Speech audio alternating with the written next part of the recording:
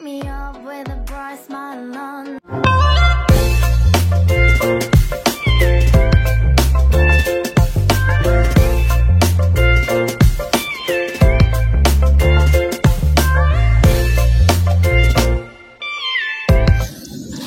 Halo, assalamualaikum warahmatullahi wabarakatuh. Jumpa lagi bersama aku Minto.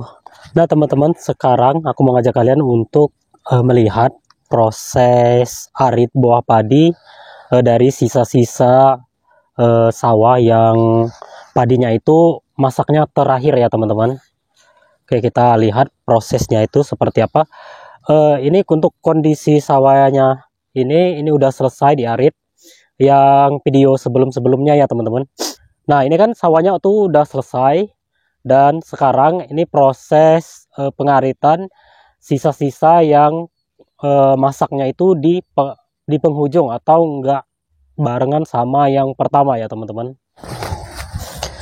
Nah ini padi yang udah diarit. Ini padinya ini dijemur ya teman-teman, karena sebelum diarit itu basah padinya. Untuk jenis padinya ini namanya serang ya teman-teman. Tuh. Jenis padinya serang. Kalau untuk jenis padi serang itu untuk padinya ini biji-bijinya ini ukurannya lebih besar ya teman-teman tuh. Kalau padi serang itu lebih besar, dan kalau padi 42 ya teman-teman, 42 kalau dari bahasa daerahku itu padinya itu lebih kecil, lebih halus.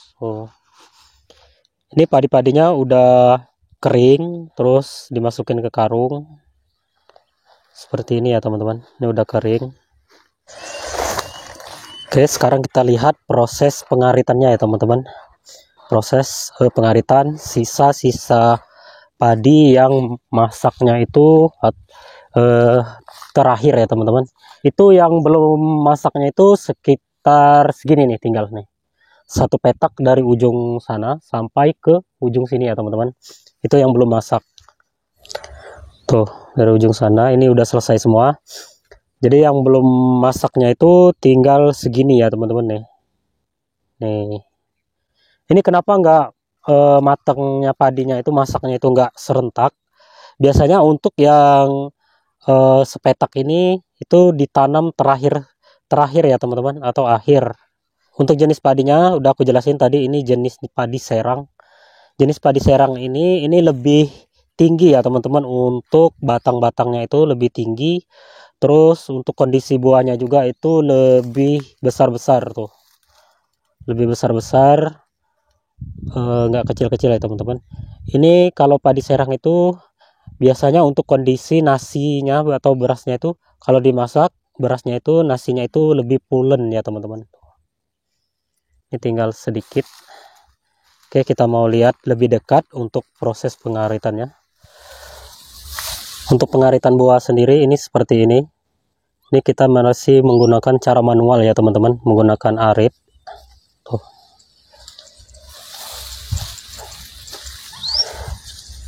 Biasanya kalau untuk padi serang seperti ini kan lebih tinggi, untuk kondisi batang padinya itu lebih tinggi, dan untuk proses pengaritannya itu lebih lambat ya teman-teman, karena padi-padinya itu ada yang tinggi, ada yang rendah tuh, seperti itu tuh.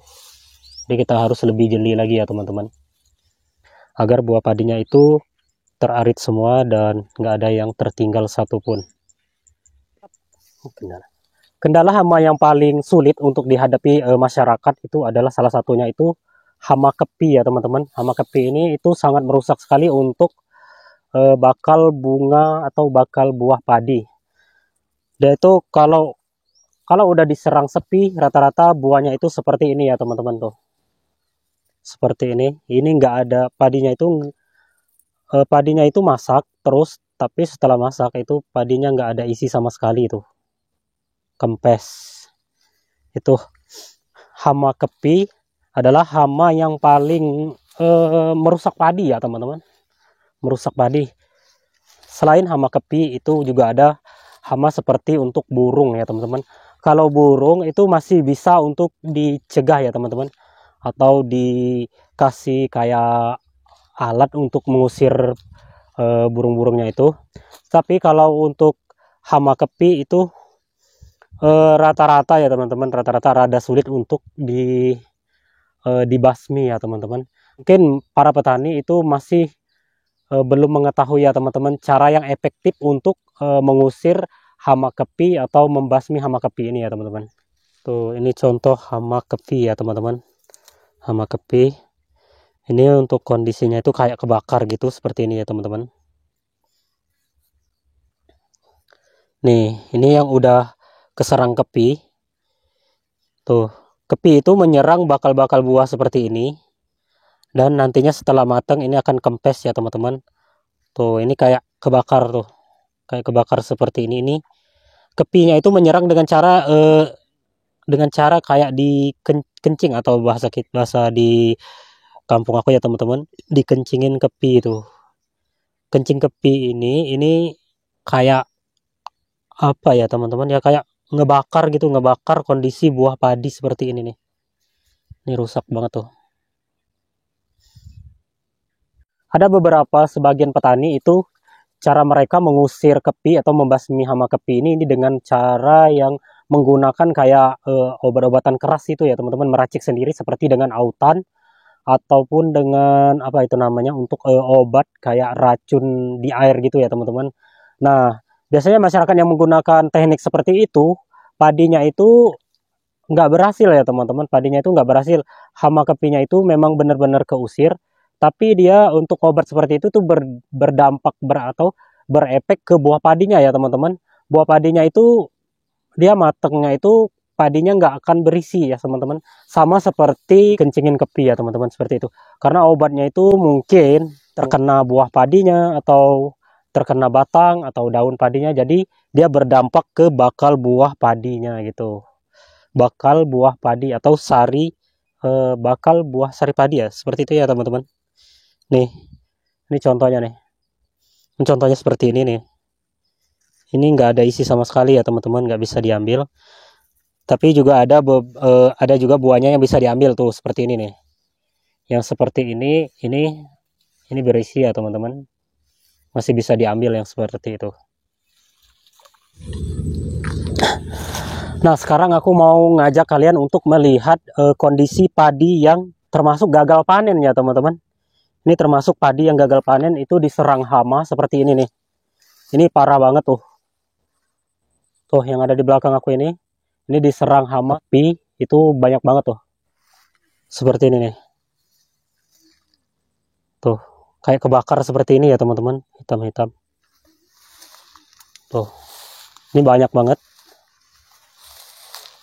Ini semuanya diserang hama kepi. Tuh, hitam-hitam kebakar karena kencing kepi. Tuh, ini gagal panen ya teman-teman. Nah, itulah jadi kondisi padi yang gagal panen yang diserang hama kepi.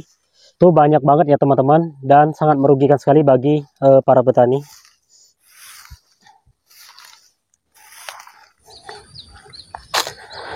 Dari video ini saya berharap kepada pemerintah itu lebih memperhatikan lagi para petani untuk di wilayah-wilayah yang khusus mata pencarian utamanya itu adalah bertani. Saya berharap pemerintah bisa membantu dari segi bibit, pupuk, dan racun agar para petani itu lebih berhasil dalam segi bertaninya. Saya berharap banget dari video ini. Terus ada beberapa dari para petani itu bercerita kepada aku, sangat berharap banget bantuan dari pemerintah. Oke teman-teman, segini aja untuk konten kali ini. Tidak banyak yang bisa aku sampaikan. Terima kasih yang udah komen, terima kasih yang udah subscribe, dan terima kasih yang udah like. Jangan lupa untuk share video ini sebanyak-banyaknya ke media sosial kalian punya. Bye-bye semuanya. Assalamualaikum warahmatullahi wabarakatuh. Sampai ketemu di the next konten selanjutnya. Bye-bye.